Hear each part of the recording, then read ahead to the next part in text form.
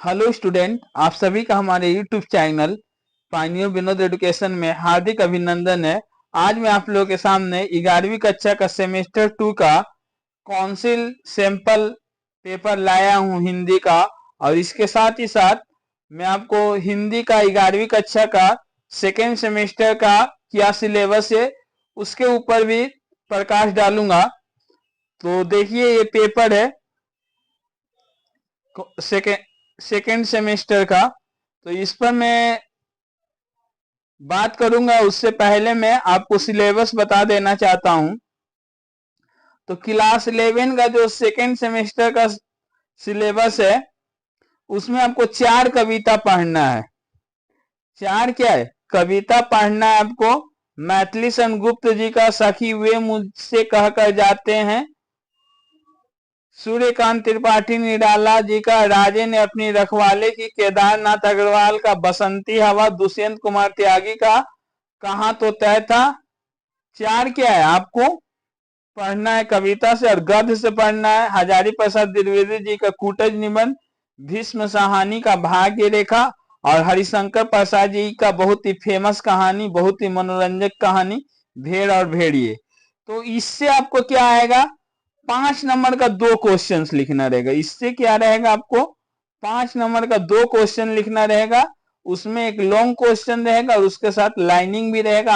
आगे मैं आप लोगों को दिखा दूंगा, वीडियो में आप लोग बने रहे कि किस टाइप का लॉन्ग क्वेश्चन और लाइनिंग दिया रहेगा। फिर 2 नंबर का आपको 4 लिखना रहेगा और 3 नंबर का 2 लिखना रहेगा, यानी टोटल आपको 24 नंबर का आएगा कविता कहानी निबंध मिलाकर। उसके बाद यहां पर आपको संशोधन करने का जरूरत है। 1 गुणे 5 नहीं होगा, गबन से 5 नंबर का एक क्वेश्चन रहेगा, 5 गुणे 1 होगा। ठीक है, 5 गुणे 1 होगा। 5 नंबर का गबन से लॉन्ग क्वेश्चन और 3 नंबर का 2 रहेगा, 11 नंबर का। और ये तीनों दिया रहेगा पत्र लेखन, अनुच्छेद लेखन, अंग्रेजी से हिंदी अनुवाद। तीनों में से कोई एक आपको करना रहेगा। ये तरह आपका सिलेबस। अब मैं आप लोगों के सामने प्रस्तुत करने जा रहा हूं काउंसिल सैंपल पेपर। तो काउंसिल सैंपल पेपर आप लोग देखिए, जो बोर्ड के तरफ से ओरिजिनल काउंसिल पेपर जारी किया गया है।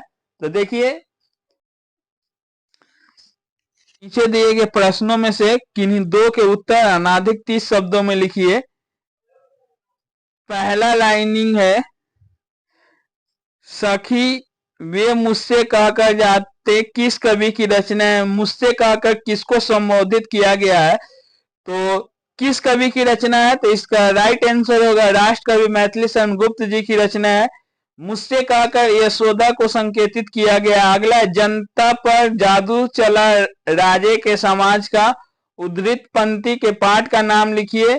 यहाँ किस समाज का उल्लेख किया गया है? उद्धृत पंक्ति राजे ने अपनी रखवाली की नामक शीर्षक पाठ से लिया गया है।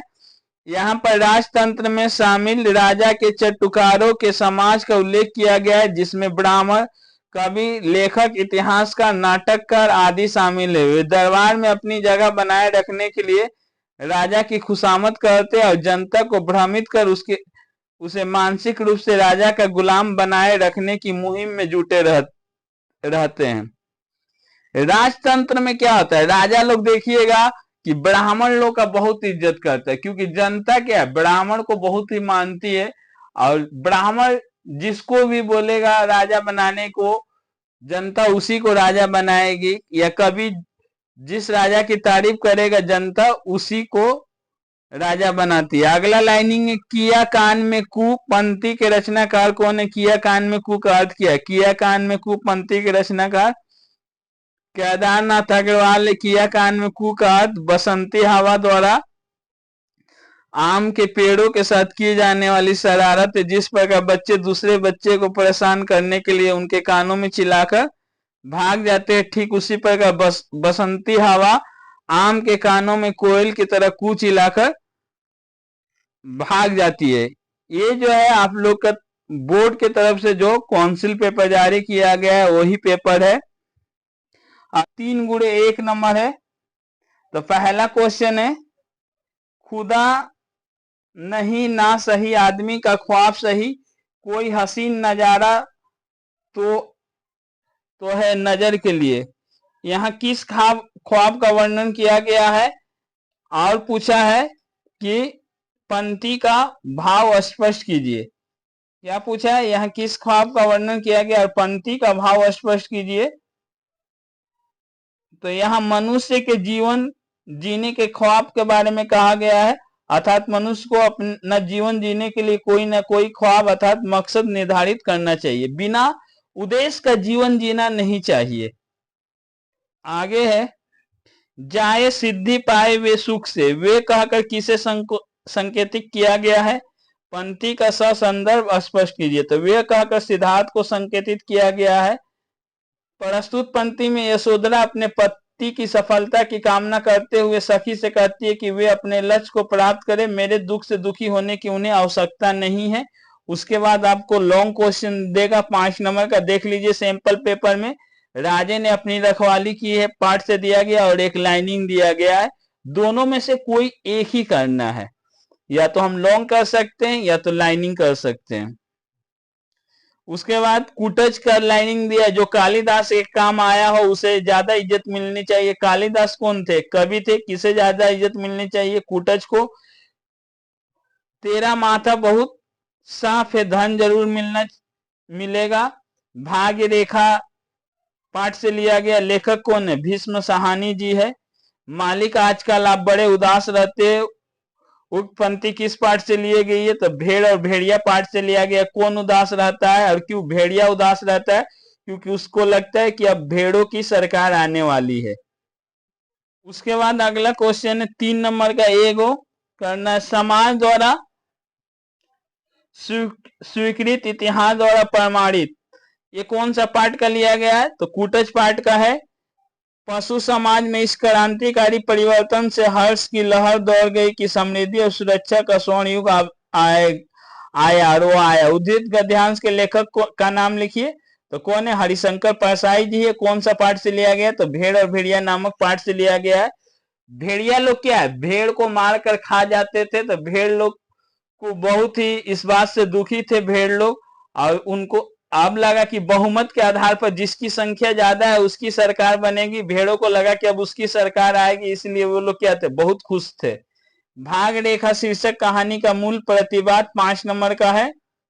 और फिर एक लाइनिंग दिया है, कहाँ की आसमानी बातें करता है, यह भी कौन पाठ का है? भेड़ और भेड़िया पाठ का है। अरे हमारी जाति कुल 10% है, यानी भेड़िया क्या है? 10% है, कम संख्या में कम होते हुए भी। और भेड़ क्या है? 90% है। तो भला वे हमें काहे को चुनेंगे? अगर जिंदगी अपने मौत क्या हाथ सौंप सकती, मगर हाँ ऐसा हो सकता तो क्या बात थी। यह भी क्या है? भेड़ और भेड़िया नामक पाठ से बहुत इंटरेस्टिंग चैप्टर है। उसके बाद आपको 3 नंबर का 2 क्वेश्चन देगा। ये आपको गवन चैप्टर का है और उसके साथ 5 नंबर का देगा। गवन उपन्यास एक उद्देश्य प्रधान रचना है, इस पर अपने विचार प्रस्तुत कीजिए। गबन उपन्यास की मूल समस्या क्या है, उस पर प्रकाश डालिए। उसके बाद ग्लोबल गांव के देवता जिन स्कूलों में चल रहे हैं वे देख ले, उससे भी 3 नंबर का 2 और 5 नंबर का 1। उसके बाद आपको 5 नंबर का एक पत्र देगा, एक अनुच्छेद लिखिए देगा और हिंदी में अनुवाद कीजिए देगा। इसमें से आपको कोई एक लिखना रहेगा। अपने नगर के शिक्षा अधिकारी को पत्र लिखकर विद्यालय में दोपहर के समय वितरित किए जाने वाले भोजन के गिरते स्तर की ओर उनका ध्यान आकर्षित कीजिए। अनुच्छेद लिखिए। शिक्षा और व्यवसाय विषय पर अपने एक लेख लिखिए। ये आपको अंग्रेजी दिया रहेगा, उसको हिंदी में ट्रांसलेट करना रहेगा। यदि वीडियो आपको अच्छा लग रहा है तो वीडियो को लाइक करें तथा ऐसे वीडियो को देखने के लिए हमारे चैनल को सब्सक्राइब करें।